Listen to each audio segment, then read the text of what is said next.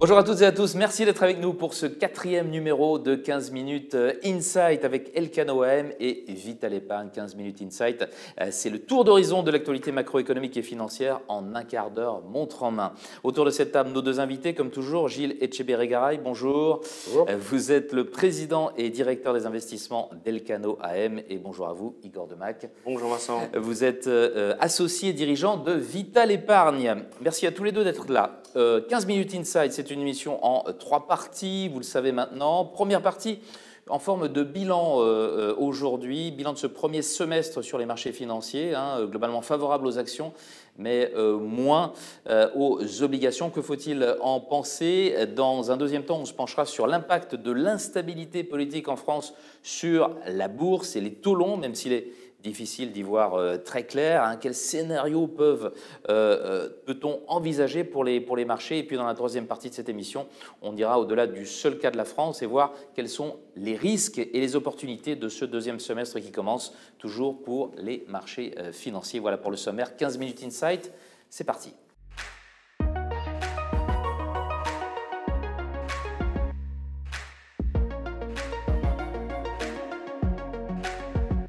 Quel bilan tiré du premier semestre qui vient de s'achever sur les marchés financiers, tant pour les actions que pour les obligations? C'est la première partie de ce 15 minutes Insight avec Gilles Etcheberry-Garay et Igor Demac. Il semble que cette première partie de l'année ait été plus atypique que les périodes précédentes, Gilles. Oui, tout à fait. Si on revient au 31 décembre, aux premières émissions qu'on a fait, on a anticipé éventuellement un soft landing avec la Fed qui baisse ses taux parce que l'inflation baissait. On était un peu sceptiques en disant que c'était peut-être un peu trop d'enthousiasme à l'époque, mais quand même on était globalement dans une vision d'atterrissage. Là, c'est plutôt sur les taux et devises, le scénario de no landing, de non-atterrissage, avec une inflation qui résiste, une croissance qui reste dynamique. Donc effectivement, les perspectives de baisse de la Fed se sont reculées. La BCE a fait vraiment une pour faire quelque chose et ne semble pas aller voir plus loin, et on parlera de la France après. Le dollar est resté fort, donc on a eu des marchés de taux donc décevants par rapport à ce qu'on attendait. La conséquence aurait dû être que les actions suivent, et les actions n'ont pas suivi. Ça dépend lesquelles, mais bon, ça dépend on y reviendra oui, aussi. Voilà, et on y reviendra, et c'est le nœud, du problème ou du semestre, c'est qu'effectivement les actions ont continué de monter, ont touché sur les grands indices de nouveau plus haut pendant ce semestre, alors qu'effectivement les marchés de taux auraient plutôt prôné l'inverse. Atypique, Igor? Dans quel sens? Oui, atypique parce que le semestre, en fait, c'est pas 6 mois, c'est 5+1. C'est-à-dire que jusqu'à fin mai, tout est rose, quasiment. Un scénario monétaire qui commence à se dessiner, même si la Fed sera un peu plus en retard que la BCE. Des indices qui franchissent leurs records, toujours des valeurs phares qui tirent, on en parlera, la technologie, notamment Nvidia, mais aussi le réveil de compartiments qui étaient très endormis, les small et mid cap françaises. Et puis, intervient la dissolution surprise et ça casse cette dynamique au moins pour les actifs français, un peu européens, et aussi ça a des conséquences sur les taux d'intérêt et notamment sur les spreads par rapport au Bund, disons, qui est l'actif de qualité. Donc un risque qui intervient de manière un petit peu étonnante, focalisé puisque les grands indices américains en fait ont pas trop réagi et même le dollar s'est raffermi. Donc en fait ceux qui étaient aux États-Unis investis sur des actifs libellés en dollars en fait, n'ont pas senti, mais... Il fallait écouter ceux qui disaient... il faut toujours écouter ceux qui vous disent qu'il faut être diversifié, géographiquement, sectoriellement. Mais être sur les États-Unis. Oui, mais les États-Unis, c'est là où il y a le plus de croissance macroéconomique. Voilà. Donc, c'est là où on peut produire le plus de résultats microéconomiques. Après, combien on les valorise, pour quel secteur, quelle société, ça, on le verra dans la troisième partie. Mais il faut voir que les États-Unis, c'est le marché le plus profond et le plus diversifié. Et oui. C'est 50% de l'indice mondial des actions aujourd'hui.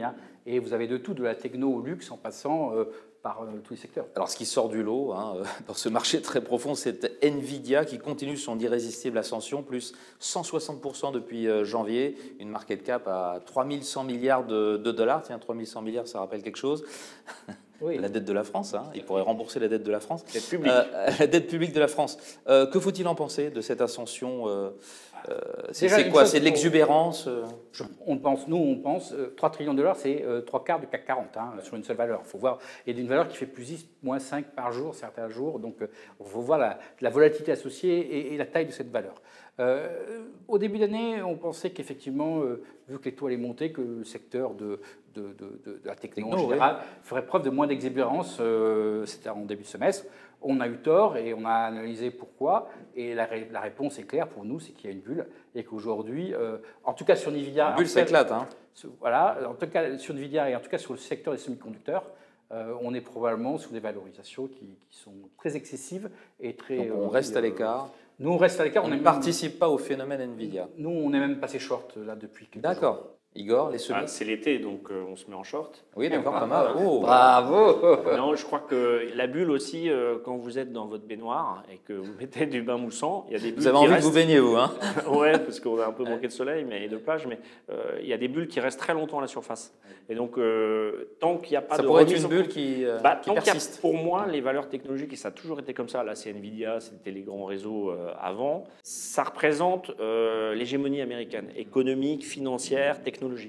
Donc en fait, tant que ce présupposé n'est pas remis en cause, ou qu'il y ait des problèmes comptables, ce qui est possible, mais je vois pas de risque d'éclatement. Non, parce qu'en fait, les Américains, ils ont tellement tous attrapé dans cette histoire boursière que ça pourrait avoir des conséquences là, si tout le monde en sort. Nvidia au coude à coude avec, en market cap avec Microsoft. Apple, avec Microsoft. Hein, il y a vraiment les. C'est le paradoxe, parce que Nvidia, c'est le fabricant de microprocesseurs, donc c'est le fabricant de pelle et pioche. Il est plus gros que ses clients. Et on en reste là pour la première partie de ces 15 minutes Insight à suivre.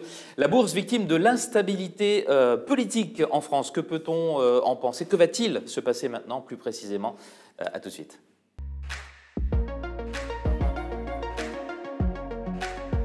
La bourse torpillée par le choc de la dissolution et par la recomposition politique en cours en France. Que peut-il se passer maintenant? C'est la deuxième partie de ce 15 minutes Insight avec toujours Igor Demac et Gilles Etcheberry-Garay. Alors, l'idée n'est pas de faire des projections sur les résultats des législatives. De toute façon, hein, on est avant le premier tour, hein, il faut vous le dire, au moment où on enregistre cette émission. Mais le but est plutôt de s'interroger sur les scénarios possibles dès lors pour les marchés. Bon, on a vu en quelques séances le CAC 40 effacer tous ses gains depuis le début du mois de janvier, on peut le dire. Qu'est-ce qui effraie le plus les marchés, Igor? Les programmes de telle ou telle partie ou l'incertitude en général? Alors d'abord l'incertitude, ça c'est sûr. Après, comme les marchés financiers sont dirigés par les anglo-saxons, ce qu'ils abordent, ce sont les programmes et les partis anticapitalistes, hein, puisque… je ne sais pas si vous êtes au courant, mais le Parti communiste, il est interdit aux États-Unis. Donc c'est quelque chose qui, dans leur culture, n'est pas acceptable. Donc une fois que ces deux sujets sont traités, le marché et les investisseurs font le travail de déterminer la prime de risque de l'après, donc de l'ordre qui va arriver après ce désordre, entre guillemets, ou cette incertitude. Donc rappelons un peu les chiffres en France. En fait, la France est un des très rares pays qui n'a pas fait d'efforts de rigueur. Alors, non seulement depuis 1974, dernier budget en excédent, mais depuis 2012. En fait, vous regardez les évolutions de l'endettement net sur PIB, l'endettement net public sur PIB, il tournait autour de 90, 92%. Et puis nous, on est monté après le Covid à 115. C'est-à-dire que même quand ça va bien, on laisse filer. Hein. Alors que les autres pays de la zone euro, c'est un cas particulier. Non, mais les autres pays de la zone euro, eux, sont montés, sont redescendus à 90. Et alors, on peut aussi se demander, est-ce que c'est vraiment que la faute de l'État? Mais en fait, c'est tous les agents économiques, c'est-à-dire les ménages et les corporates, les entreprises. On ne prend pas la dette des financières. En quoi sont-ils responsables? Et donc, non, mais je vais vous donner le chiffre, c'est-à-dire qu'on est à 230% du PIB. Oui. Et puis on monte, on prend 40 points, puis on ne baisse pas, alors que tous les autres pays baissent. Donc il y a un vrai problème de gouvernance budgétaire. C'est la raison pour laquelle on est en procédure de surveillance. Et c'est ça le vrai sujet, avant les élections, et pendant et après. Gilles, réaction épidermique justifiée par ce que vient de dire Igor? Il y a trois dimensions, et je reviendrai sur ce qui vient de dire Igor. La crainte des marchés, c'est la dette, on vient d'être dit, et deux, des éventuelles taxations de super-profits par rapport au secteur bancaire et ça. Et trois, je demande toujours ce que sont les super-profits par rapport aux profits. En tout cas, et par rapport aux super-pertes aussi. Voilà. Donc ça, c'est le CAC 40 spécifiquement. Ouais. C'est un secteur du CAC 40, on pense au bancaire. Et après, il y a éventuellement le Frexit. Mais pour revenir à ce que vient de dire Igor, il faut voir quand même que la rigueur budgétaire, là, on a un concours d'épines de dépenses budgétaires. Ce n'est pas au menu des élections françaises. Et tous s'y mettent, même les centristes. Hein. Oui, tous s'y mettent. Tous s'y mettent. On dit la France va à la ruine. Derrière, dès qu'il y a élection, c'est le concours d'épines de dette, de promesses budgétaires. Donc il n'y a vraiment pas de consensus là-dessus en France, et même c'est contre-productif électoralement. Donc je veux dire, les électeurs ont les politiciens qui méritent, et aujourd'hui, effectivement, il n'y a personne n'a envie de défendre la rigueur budgétaire, et ce n'est pas quelque chose qui est vendeur. Donc quelque part, dire que la dette est un problème, en tout cas vu des électeurs français, ça ne l'est pas. Autrement, ils sanctionneraient, je dirais, tous les, tous les programmes qui sont prononcés. Après, derrière, donc aujourd'hui, on pense que le spread, disons, price un peu ce risque de dérapage budgétaire, hein, là où il est aujourd'hui. Sur la bourse également, aujourd'hui, on price ça. Après, la question qui se posera à terme, mais qui se posera, je dirais, quels que soient les gouvernements, c'est que ce dérapage appelle surveillance, appelle une BCE qui, en plus, va rester méfiante, des Européens qui, au nord, ont toujours été frugaux, au sud, ont été moins frugaux, mais ont été punis. Donc personne n'aura envie de faire de cadeaux spécifiques à la France. Donc qu'est-ce que ça va donner derrière au niveau européen? Qu'est-ce que nous apprend le cas italien, où on a eu la droite nationale qui est arrivée au pouvoir, c'était fin 2022, je crois, et où finalement la bourse se comporte bien, les banques d'ailleurs ont de meilleurs résultats, en tout cas sont mieux considérées en bourse que les banques françaises. Est-ce qu'on a un risque de mélonisation? Moi, j'aime beaucoup l'exemple italien parce que les Français déconsidèrent beaucoup leurs cousins latins, mais en fait, ce sont généralement des très bons marqueurs et anticipateurs politiques. Ce sont de très grands hommes politiques. On a eu Catherine de Médicis, Machiavel. Mais quand on regarde plus court, le populisme, il a commencé avec Berlusconi, l'émergence des partis avec une dominante gauche avec les mouvements 5 étoiles, et puis aujourd'hui la droite nationale. Et en fait, ce qui s'est passé avec l'Italie, c'est que la droite nationale est arrivée, a eu une conscience fiscale et a fait les efforts qui avaient déjà été entrepris depuis 2012, parce que l'Italie fait un effort depuis 2012. Et donc, en fait, ce qui est en train de se passer sur les marchés, ça se calme sur les indices français, les indices boursiers. La prime de risque par rapport au Bund, elle tourne autour de 75-80 bips. C'est que les marchés disent, si vous avez une conscience fiscale, bon, le dérapage, vous serez remis dans la droite ligne par la BCE, ou si c'est pire, le FMI, comme l'Angleterre. Mais ça, c'est pas arrivé. C'est pas arrivé pour ce qui est de l'Italie. Le système monétaire européen, parce qu'avant le FMI, le CME. Gilles, en quelques mots, c'est ce qui pourrait se passer en France? Une situation à l'italienne? C'est ce qu'on appelle la mélonisation, comme vous me disiez. C'est aujourd'hui, je pense, le scénario principal avec la transformation. Mais après, le risque, c'est que ça ne se passe pas comme ça et qu'on aille vers une confrontation avec Bruxelles, même si globalement, le pays n'est pas pour globalement. Bien, on n'a pas fini d'en parler. C'est tout pour la deuxième partie de ce 15 minutes Insight à suivre. Qu'attendre du deuxième semestre au-delà du cas de la France? Quels sont les risques? Quelles sont les opportunités aussi? Restez avec nous.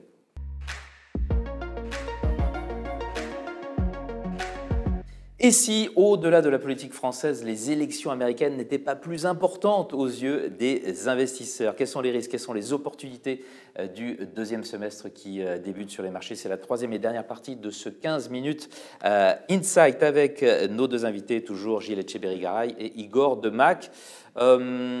Gilles, vous êtes de cet avis qu'il faut surtout regarder les États-Unis? Oui.